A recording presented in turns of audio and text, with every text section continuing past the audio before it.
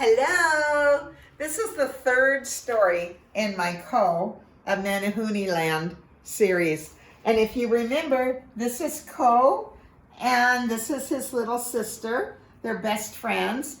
I don't have a book about her, sadly, but I do have a book about little that my mom sent to me when I was 12 years old and she was in Hawaii. All right, let's do the last story. It's about and the storm. Now, was a very playful Menehune boy, and he was always getting into some kind of mischief or trouble. If you've seen the other books, you know that's true. It wasn't that he was really naughty. It was just that he always got into trouble. One day, after working long and hard for many weeks, making his first wa'a, which means a Hawaiian canoe, stood back and looked at it. "It is finished," he said. "I can't wait to launch it." And then Ko's father said, "Do not, under any circumstances, go out in the lagoon with your canoe today. A bad storm is brewing and it's too dangerous." Now, was disappointed to hear this because he had worked very hard building his canoe, and when it was all ready to sail, his father said no. "Well, I am the best sailor of all the Menehunes," said to himself.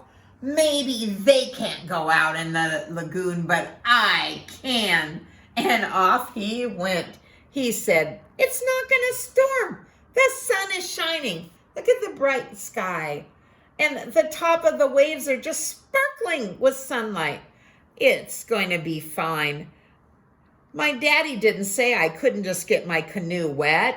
I guess it wouldn't hurt to push it in the water." And after that, gave his canoe a little shove with his foot, and then another, and then another, and then another, and it floated gracefully right along the very edge of the water. And got so excited, he forgot everything his daddy had told him about the storm. And he climbed into the wa'a. "I will not really disobey my father," he said. "I will just sit in it to see if it floats. After all, if it doesn't float, it's better to find out now.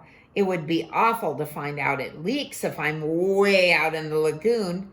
And the paddle was in his way, so could think of only one place to put it: in the water. And he pushed the end of it into the water, and the canoe began to move. And pushed the paddle in the water again, and again, and again, and again.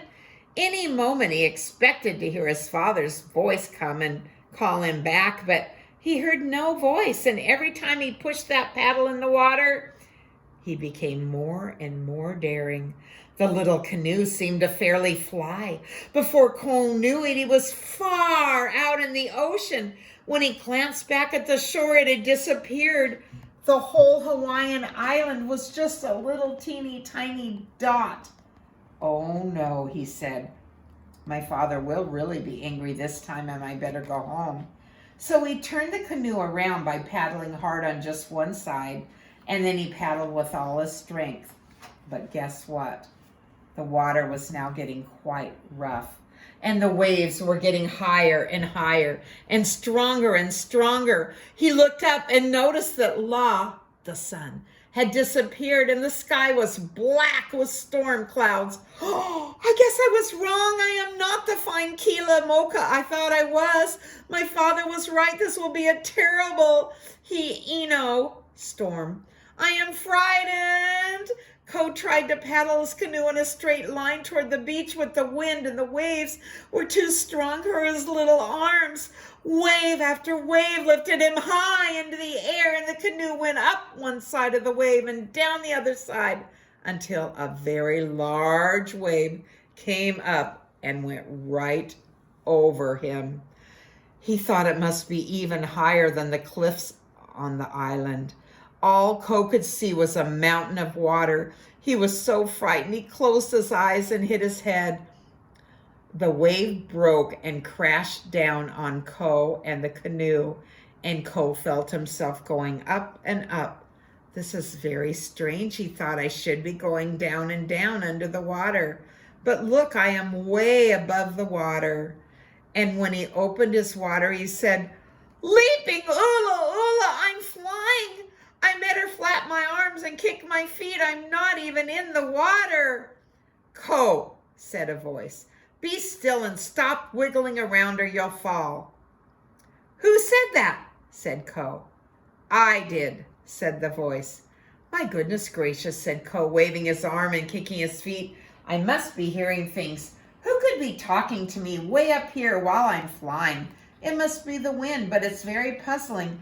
And how did I get up here in the sky? I should be down there in the water. Oh, well, if I was smart enough to learn to fly at the right time, I won't worry. I guess I didn't know how wonderful I am. It isn't everyone who can fly all by himself whenever he has to. I guess I'm the only Menehune there is who can fly just by waving my arms. When I get home and fly right into the village, everyone will want to make me king of the Menehunes. Because after all, I can fly, can't I? And with that, he gave a very hard flap with his arms, turned his head to look up, and leaping, "Oola, oola!" Ko cried, "Who are you? Whoever you are, please keep out of my way. I have just learned to fly, and I might bump into you." "Oh, Ko, don't you recognize me?" said the voice. "I am Nui Manu, the albatross you saved from starving to death last year. I was lying on the beach with a broken wing, and you fixed my wing and fed me, and I was able to fly again."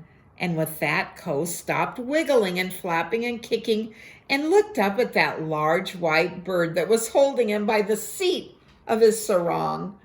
"You mean you are that little Manu that had a broken wing and I helped and you finally flew away oh, am I not flying all by myself?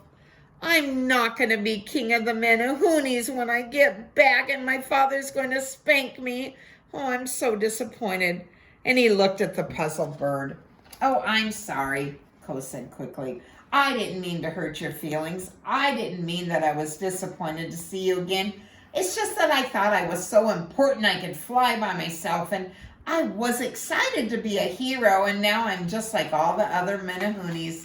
And my father really will punish me for disobeying him. But I am very happy to see you again and thank you for saving my life. If you had not flown by when you did and lifted me in the air, I would be drowned by now. Thank you very much." "Little Ko," said Nui Manu, "you are as silly as ever.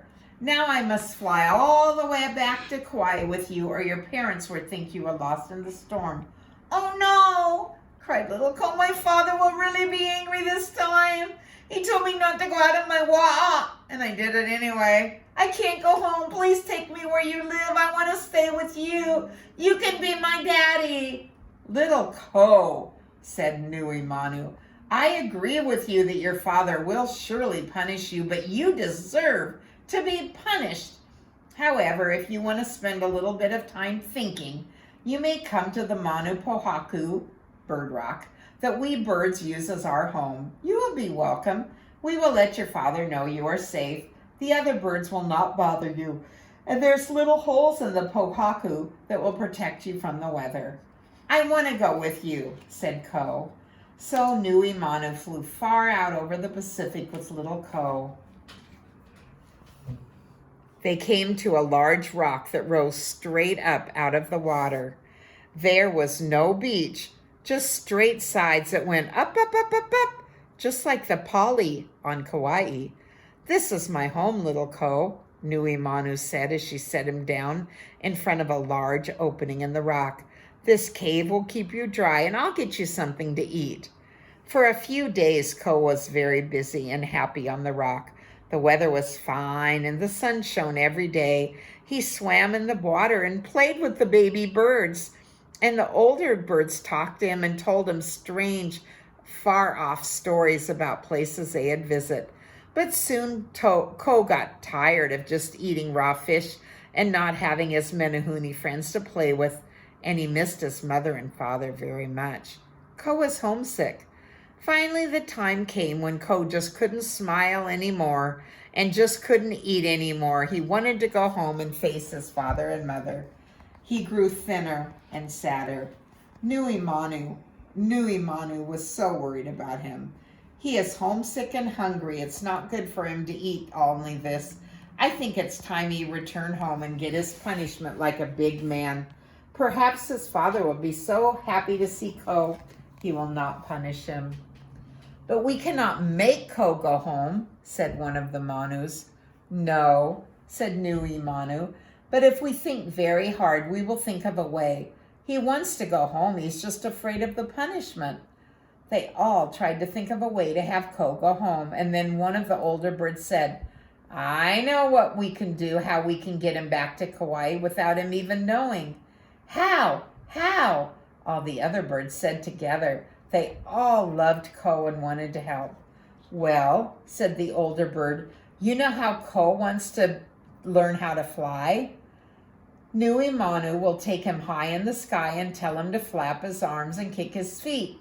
While Ko is trying to fly, we must all fly in circles around him and make him think he's doing well. Ko is so young and gets so excited he'll forget that Nui Manu is carrying him. He'll be trying so hard to stay up in the air he won't notice we are almost to Kauai." "Wonderful, wonderful. Let's start right now." So Nui Manu flew up to the cave where Ko was living and said, "Ko, the other birds told me I have been unkind not to teach you how to fly. You have asked so many times. Today will be your first lesson." "Leaping ula ula!" cried Ko, smiling his first smile in many days. "This is what I've been waiting for. You watch. In 1 minute, I'm going to be flying as well as any Manu on the Pohaku." And with that, he jumped straight off the rock and began to wave his arms. Nui Manu flew after him and caught Ko by the seat of his red sarong before he fell into the water. "Ko," she said, "you're going to have to be more careful. I didn't say to start yet. However, since you started, we might as well keep going. Now you start flapping your arms and kicking your feet. The other birds are going to fly around you and make sure you do it right." Ko flapped and kicked and kicked and flapped and kicked and flapped some more. "Everybody, hey, all you Manus, look at me. I'm flying as good as you are. I'm flying. Who said I couldn't fly?" Ko yelled to the birds. Nui Manu and the other birds kept telling him he was doing just fine. Suddenly, Ko noticed the other birds had started turning back one by one. "Nui Manu, where are the other birds? Where have they gone?" "We have reached your home, Ko," the big bird said. "It is time you are back with your family. They've all flown back to Manu Pohaku. I will let you down now and you swim ashore. We will miss you, little Ko. Do not forget us, and maybe someday we will see each other again." Then Nui Manu flew close to the water and placed the surprised and happy Ko gently in the waves. "Take care, Ko," she said, "and don't forget, it is much wiser to obey your parents." And with one great beat of her wings, she flew away. "Leaping ula ula," said Ko. "What a wonderful adventure. I know none of the other Menehune boys are going to even believe I flew all by myself." You and I know he didn't, but he thinks he did. He started swimming toward the beach, and when he could touch the bottom with his feet, he stood up and ran toward the sand. "I can't wait to see my mother and father," he cried, "and if there is a great punishment, I deserve it. I did disobey my father." And a wiser and much more grown-up Menehune boy ran home. He stood in the doorway with a happy smile on his face and his little chest puffed out and his hands covering the back of his little red sarong. Now, here's a little after story. Not far from the island of Kauai is the island of Nihoa. It is a very tiny island. In fact, it is hardly bigger than that rock. The Hawaiians call this island Bird Island. Perhaps when you visit Menehuneland, you will have a chance to see Nihoa also. Most likely you will say, "Why, there is Manu Pohaku." Most likely, that is, if you see that big white albatross resting there. And that's the end of the little series about Ko of Menehuneland. Can you all tell the little dolls bye? Bye-bye, boys and girls. I love you. Bye-bye.